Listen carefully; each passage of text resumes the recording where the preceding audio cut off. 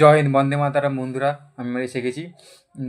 এখন এসআইআর হচ্ছে, যা চূড়ান্ত পরিস্থিতি। চারিদিকে দিল্লিতে বোম ব্লাস্টের মতো ঘটনা ঘটেছে এবং দিল্লিতে বোম ব্লাস্ট ঘটাতে যে মুখ্য মানে যে অভিযুক্ত ছিল তাদের মধ্যে ছিল একজন শাহিনা, যার বর একটা আতঙ্কবাদী ছিল যে অপারেশন সিন্দুর চলাকালে মারা গেছিলো।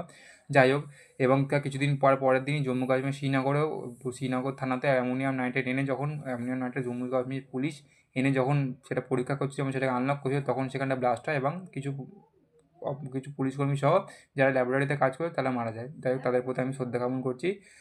কিন্তু এখন এরকম সিচুয়েশন থেকে সবাইকে বলছি সাবধান থাকবেন। এখন অনুপ্রবেশকারীরা পশ্চিমবঙ্গ সমেত বিভিন্ন জায়গায় ঢুকছে এবং যেহেতু তাদেরকে বের করে দেওয়া হচ্ছে, তাদের আসল রূপে ধরা পড়ছে, তাই তারা আমাদের অনেক রকম ক্ষতি করার চেষ্টা করবে। তাই আমাদের সকলকে সাবধান থাকা উচিত। এখন এই ভিডিও দেখালাম যে এই ভিডিওতে দেখাচ্ছে যে অনুপ্রবেশকারীরা 5 বছর আগে পশ্চিমবঙ্গে কিছু করে ঢুকে যায় এবং মমতা বেগমের আশীর্বাদে তাদের পুরো পরিবার নকল চালাকি করে আধার কার্ড ছাড়া ভোটার কার্ডও বানিয়ে নেয় এবং তারা আরামসে একজনের জায়গায় 10 জনে ভোট দিয়ে বেড়ায়। তাদের এর থেকে সাবধানে থাকতে হবে এবং আমাদেরকে শনাক্ত করতে হবে। এরা যদি আসে, এরা যদি ভোট দেয়, এরা যদি এদের নিয়ে অধিকার স্থাপন করে, তাহলে বাংলাদেশে যেমন হিন্দুদের অবস্থা হচ্ছে, আমাদের মেয়েদের নির্যাতন হচ্ছে, ধর্ষণ হচ্ছে, আমাদের মন্দির ভেঙে দেওয়া হচ্ছে, হিন্দু মেয়েরা স্কুলে যেতে পারছে না, আমাদের ভয়ে ভয়ে সব মা বোনদের লুকিয়ে থাকতে হচ্ছে। এরকম অবস্থা ভারতেও সৃষ্টি হবে।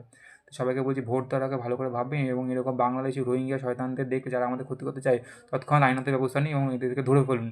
এদেরকে বিশ্বাস করবেন না, এরা সবসময় আমাদের ক্ষতি চাইবে। অনুপ্রবেশকারীদের ধরতে প্রত্যেক ভারতবাসীর কাছে আমার অনুরোধ, সবাই আমাদের সাহায্য করুন। জয় হিন্দ।